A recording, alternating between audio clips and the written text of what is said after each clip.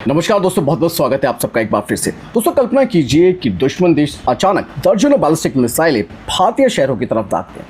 तो ऐसे में सवाल आता है कि क्या भारत उन मिसाइलों को हवा में खत्म करने के लिए तैयार है? लेकिन अच्छी खबर यह है कि भारत अब सिर्फ दिल्ली और मुंबई की नहीं, बल्कि पाकिस्तान बॉर्डर के करीब स्थित कई अन्य महत्वपूर्ण शहरों को भी अपने मिसाइल डिफेंस कवच के तहत लाने की प्लानिंग कर रहा है। दोस्तों, इस वीडियो में आज मैं आपको बताने वाला हूँ भारत के नए मिसाइल शील्ड के बारे में, कि इन शहरों को इसका फ़ायदा मिलेगा और आखिर पाकिस्तान की वो कौन सी स्ट्रैटेजी है जिसने कि भारत को ये बड़ा स्टेप उठाने के लिए मजबूर किया है। चलिए दोस्तों, जानते हैं इसके पीछे का एक हकीकत और एक असली कहानी। दरअसल दोस्तों, पिछले कुछ वर्षों में भारत ने, आपने देखा होगा कि बैलिस्टिक मिसाइल डिफेंस, जिसे कि हम BMD कहते हैं, उस पर काफ़ी काम किया है और एक बड़ी सफलता भी भारत के हाथ लगी है।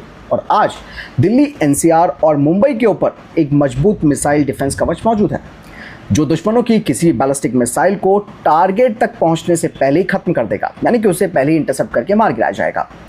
लेकिन दोस्तों, समय के साथ तो खतरे बदलते ही रहते हैं, इसीलिए अब कुछ जो रिपोर्ट सामने आई है, खासकर की खुफिया एजेंसियों की रिपोर्ट है, वो बताती है कि पाकिस्तान भविष्य में बहुत ज़्यादा संख्या में भारत के ऊपर शॉर्ट और मीडियम रेंज की बैलिस्टिक मिसाइलों का इस्तेमाल कर सकता है, जो कि वाकई में भारत के एक बड़ी टेंशन की बात है। इसीलिए दोस्तों, यहाँ पर भारत ने फैसला किया है कि पश्चिम भारत के कई महत्वपूर्ण जो Tier 2 शहर हैं, वहाँ तक सुरक्षा कवच को बढ़ाया जाए। यानी कि दोस्तों, दिल्ली और मुंबई की तरह बड़े और परमानेंट BMD बेसिस बनाने की बजाय उन शहरों में ज़्यादा स्मार्ट और फ्लेक्सिबल मॉडल अपनाए जा रहे हैं। इसके तहत दोस्तों, मैं आपको बता दूं कि मोबाइल लॉन्चर जो हैं उन्हें डिप्लॉय किया जाएगा। मतलब ज़रूरत पड़ेगी अगर, तो इन लॉन्चरों को तेज़ी से एक जगह से दूसरी जगह तक पहुंचाया जा सकता है, वो भी आसानी से। इससे लागत यानी कि कॉस्ट भी कम आएगी और क्षेत्र की सुरक्षा और ज़्यादा मजबूत होगी। इवन दोस्तों, इस नेटवर्क में DRDO के द्वारा डेवलप की गई 2 मेन इंटरसेप्टर मिसाइलों का इस्तेमाल किया जाएगा। पहली है दोस्तों PDV, जिसे कि हम पृथ्वी डिफेंस व्हीकल के नाम से जानते हैं, और दूसरा है AAD यानी कि एडवांस एयर डिफेंस मिसाइल। ये दोनों ही मिसाइलें दोस्तों दुश्मन के बैलिस्टिक मिसाइलों को हवा में खत्म करने की क्षमता रखती है। कुछ इंटरसेप्शंस पृथ्वी के वायुमंडल के बाहर किए जा सकते हैं, जबकि कुछ को वायुमंडल के अंदर किया जा सकता है, यानी कि दुश्मन की मिसाइल के लिए बच पाना बेहद मुश्किल होगा। वहीं अगर पाकिस्तान की बात की जाए तो पाकिस्तान की स्ट्रैटेजी पता कैसे चेंज हुई है? क्योंकि दोस्तों, पाकिस्तान सब कुछ वॉच कर रहा है जिस तरीके से इजराइल और ईरान के बीच जंग चल रही है। इन लोगों ने उसमें से कुछ करेक्ट पॉइंट्स निकाले हैं, जैसे कि इन्होंने इस बात का अंदाज़ा लगाया कि बड़ी संख्या में अगर मिसाइलें एक साथ दागी जाती हैं तो उससे जो दुश्मनों का डिफेंस सिस्टम है उस पर दबाव पड़ जाता है, और दुश्मन चाहे कितना भी एडवांस एयर डिफेंस सिस्टम इस्तेमाल कर रहा है, जब मैसिव संख्या में मिसाइलें उसके ऊपर आएंगी तो प्रेशर बनने के साथ साथ उसके चांसेस है कि वो खत्म हो जाए। इवन इजराइल को इसका बड़ा झटका भी लगा है, जो ईरानियों ने लगातार बैलिस्टिक मिसाइलें इनके ऊपर दागी। अब दोस्तों, यही आशंका है कि पाकिस्तान इस स्ट्रैटेजी का इस्तेमाल भारत के खिलाफ कर सकता है और खास करके भारतीय शहरों को टारगेट बना सकता है, जिसे देखते हुए भारत ने अपनी ये तैयारी शुरू की है। सबसे इंटरेस्टिंग बात दोस्तों यहाँ पर पता क्या है? भारत के मौजूदा लंबी दूरी के जो रडार हैं वो पहले से ही पाकिस्तान के जो अधिकांश हिस्से हैं वहाँ तक नज़र रख सकते हैं, और इसीलिए यहाँ पर हमें नए रडार लगाने की जो ज़रूरत है वो कम पड़ सकती है। भारत केवल इंटरसेप्टर लॉन्चरों की संख्या बढ़ाकर अपनी सुरक्षा क्षमता को तेज कर सकता है। मतलब कम समय में आप ज़्यादा सुरक्षा प्रदान कर सकते हो। तो यहाँ पर सबसे बड़ी बात यहाँ पर ये आती है कि दिल्ली और मुंबई के बाद अब वेस्टर्न भारत में भी जो अन्य महत्वपूर्ण शहर हैं उनको मिसाइल डिफेंस के तहत मतलब कवर किया जाएगा।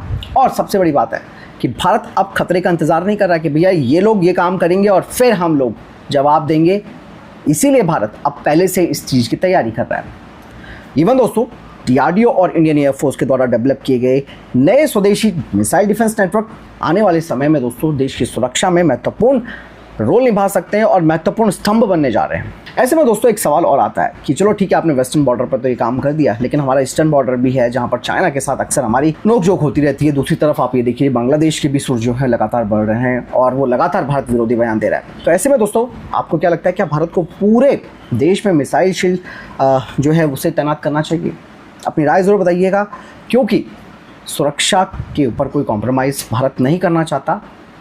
इसीलिए आप अपनी राय ज़रूर दीजिएगा, आपको क्या लगता है। क्योंकि दोस्तों, पाकिस्तान जिस तरीके से अध्ययन कर रहा है इजराइल और ईरान जंग का, वो वहाँ से हमेशा आप ये समझिए कि वो गलत चीज़ों को वहाँ से अपना सकता है, क्योंकि आप ये देखिए ऑप सिंदूर में उसने ड्रोन्स का मैसिव संख्या में इस्तेमाल किया, भारत ने उनको काउंटर किया। लेकिन सबसे बड़ी चुनौती यही बन गई कि पाकिस्तानियों को पूरा समर्थन मिला हुआ है चाइना और टर्की से।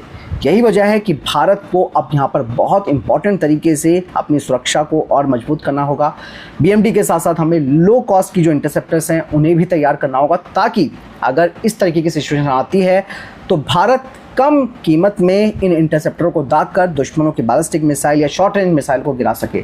क्योंकि अब जंग का सिनेरियो दोस्तों ऐसा भी हो चुका है कि भाई सस्ता वर्सेस सस्ता और महंगा वर्सेस महंगा, यानी कि आप दुश्मन की जो छोटे छोटे ड्रोन हैं उनके ऊपर करोड़ों की मिसाइल नहीं दाग सकते। मतलब जो करोड़ों की मिसाइल है वो आप सिर्फ दुश्मन के हाई वैल्यू वाले टारगेट्स को मार गिराने के लिए कर सकते हो, ना कि उनके छोटे ड्रोन्स को। भारत ने ये भी बहुत बड़ी सबक सीखी है ऑपरेशन सिंदूर के बाद। यही वजह है कि भारत CUA सिस्टम को डिप्लॉय कर रहा है, काउंटर अनमैन्ड एरियल सिस्टम जिन्हें कहते हैं, एंटी ड्रोन सिस्टम जो होते हैं उन्हें डेवलप कर रहा है, ताकि इस तरीके के थ्रेट्स को न्यूट्रलाइज किया जा सके जो कि स्वार्म फॉर्म में आते हैं।